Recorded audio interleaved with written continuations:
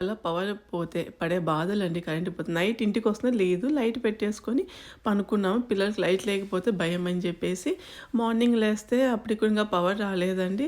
పోనీ వాటర్ అన్నా వస్తున్నాయేమో అని చూస్తే వాటర్ రాలేదు. కనీసం పైపులో ఉండే వాటర్ కూడా రాలేదు. బ్రష్ వేద్దామని చెప్పి సరేలే అని చెప్పి ఇది సరిపెట్టుకొని కిందికి వస్తున్నాను. కిందికి మార్నింగే కదా టీ పెట్టేసి పిల్లలు మళ్ళా స్పోర్ట్స్ ఉంటాయి సాటర్‌డేస్ మాకి. స్పోర్ట్స్ తీసుకెళ్దామని టిఫిన్ చేద్దాం. బయట పోలీసులండి నైట్ మేము వచ్చేటప్పుడు పోలీసులున్నారు. మేము 8:30కి నైట్‌కి వస్తే వీళ్ళు 8 నుంచి పోలీసులు కాపలా ఉన్నాడు.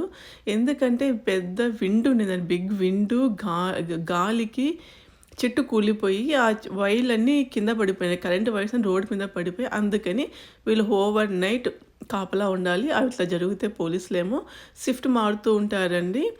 ఇంటి కింద వంటింట్లోకి వచ్చి లైట్ ఆన్ చేసి పెట్టి ఒకవేళ పవర్ వస్తే తెలుస్తుంది కదా అని చెప్పి నైటు తెలుగు క్లాస్ ఉంది మా పిల్లలకి. తెలుగు నేర్పిస్తున్నాం. ఇంటికి వచ్చినాక అంట్లు కడిగేసి డిష్ వాషర్‌కి వేసేద్దాంలే అనుకొని పోయినాను. వచ్చేసరికి ఏమో పవర్ కట్ అయిపోయింది చెట్టు పడిపోవడం వల్ల. కనీసం పైపులో ఉండే వాటర్ వస్తాయేమో పిల్లలు బ్రష్‌లు వేసుకునే దానికన్నా అని చెప్పి పడుతున్నా. చాలా సన్నగా వస్తాయండి. ఈ ఒక్క పిల్లోనికి కూడా సరిపోయి ఈ వస్తున్న వాటర్ చూస్తుంటే ఇక్కడ పిల్లలకి కరెంటు పోవడము, నీళ్లు లేకుండా పోవడం అనేది తెలీదండి. మనకంటే ఇండియాలో అన్నీ మనం చూసే వస్తాము అమెరికాలో. కరెంటు పోవడాలు, నీళ్ళు రాకుండా పోతే మోసుకొచ్చుకోవడాలన్నీ. ఇక్కడ మా దగ్గర బిందెలంటే అలాంటివి కూడా ఏమి ఉండవు. ఇండియాలో ఇక్కడ ప్లాస్టిక్ బిందెలు లేవనుకోండి, కనీసం మన ఇత్తడి బిందెలన్నా ఉంటాయి కదా, వాటిలో పట్టుకుంటారు. ఇది పవర్ కార్డ్ ఉన్నిందాన సెల్ ఫోన్ ఛార్జింగ్ చేసుకున్నాను. ఇప్పటికేమో మార్నింగ్ 8కేమో చెట్లు కట్ చేసి అతను వచ్చాడు. పోలీసులు స్టిల్ ఇంకా ఉన్నారండి.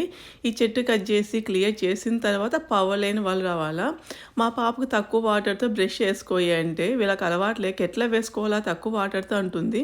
అందుకని ఇది నోట్లో పోసేసుకునేస్తుందంటే ఇంకా టిఫిన్ తినేస్తానని చెప్పింది. బయటకు వస్తే ఏ కార్ గరాజ్ ఓపెన్ చేసడానికి లేదు. కరెంట్ ఉంటేనే ఓపెన్ అవుతాయండి. బాస్కెట్బాల్ హుప్ కూడా ఎక్కడికో కొట్టుకొని వచ్చేసింది. విండ్ది విండ్ వల్ల మాకు కిటికీ మెష్ ఉంటుంది. ఆ మెష్ కూడా కింద పడిపోయిందండి. గ్యాస్ స్టవ్ అయిందానో లైటర్తో గ్యాస్ ముట్టించేసి టీ పెట్టేశాను. ఇడ్లీ చేద్దామని చెప్పేసి ఇడ్లీ పిండి కొట్టి పెట్టాను. కానీ ఇడ్లీ కావాలన్నా వాటర్ కావాలి, సాంబార్ చేయాలన్నా వాటర్ కావాలి. సో బ్రేక్ఫాస్ట్ లేదు ఈరోజు. పిల్లలకి సీరియల్ ఇచ్చేస్తాను. ఎప్పుడు నేను ఇండియన్ బ్రేక్ఫాస్ట్ చేస్తాను. సీరియల్ అనేది చాలా తక్కువగా తింటాము. పిల్లలకి దీని తర్వాత బేగిల్ కావాలి, బేగిల్ కూడా వెళ్దాంలే అని చెప్పాను. ఇక చలికి కరెంట్ లేకుండా పోతుంది. ఒక్కసారి మా కష్టాలు ఊహించుకొని చలికాలం అందులోనూ ఇంకా పోలీసు స్టిల్ ఉన్నారండి. ఇంకా స్టిల్ వెయిట్ చేస్తూనే ఉన్నారండి. పవర్ వాళ్ళు వచ్చి రిపేర్ చేసేంత వరకు వాళ్ళు ఎక్కడికి పోకుండా అక్కడే ఉంటారండి.